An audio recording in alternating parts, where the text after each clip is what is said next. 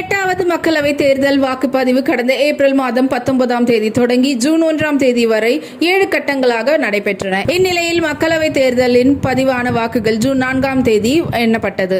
அதன்படி பஞ்சாபில் உள்ள கதூர் சாஹிப் மக்களவை தொகுதியில் சுயேட்சையாக போட்டியிட்ட காலிஸ்தான் பிரிவினவாத அமைப்பின் தலைவராக அம்ரித் பால் சிங் வெற்றி பெற்றுள்ளார்.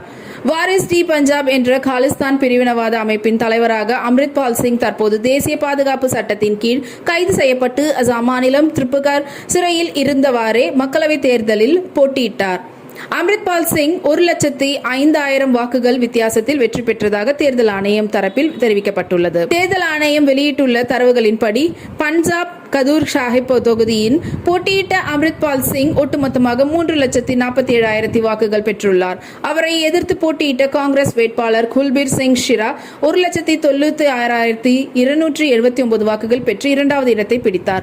3வது இடத்தில் ஆம் ஆத்மி வேட்பாளர் லலித் சிங் புல்லார் 1,73,000 வாக்குகள் பெற்றுள்ளதாக தேர்தல் ஆணையம் வெளியிட்டுள்ளது. அசாம் மத்திய சிறையில் அடைக்கப்பட்டுள்ள அம்ரித் பால் சிங் தனது வழக்கறிஞர் மூலம் மக்களவைத் தேர்தலில் வேட்புமனு தாக்கல் செய்து போட்டியிட்டார். பஞ்சாபின் கதூர் சாஹிப் மக்களவை தொகுதியின் 2008ஆம் ஆண்டு உருவாக்கப்பட்டது. கதூர் சாஹிப் மக்களவை தொகுதியின் கீழ் 9 சட்டமன்ற தொகுதிகள் அடங்கியுள்ளன. ஜாண்டியாலா, தரன், ஹேம்கரன், பட்டி, கதூர் சாஹிப், பாபா பஹாலா, கபூர்தலா, சுல்தான்பூர் லோதி மற்றும் ஜீரா ஆகிய சட்டமன்ற தொகுதிகள் உள்ளன.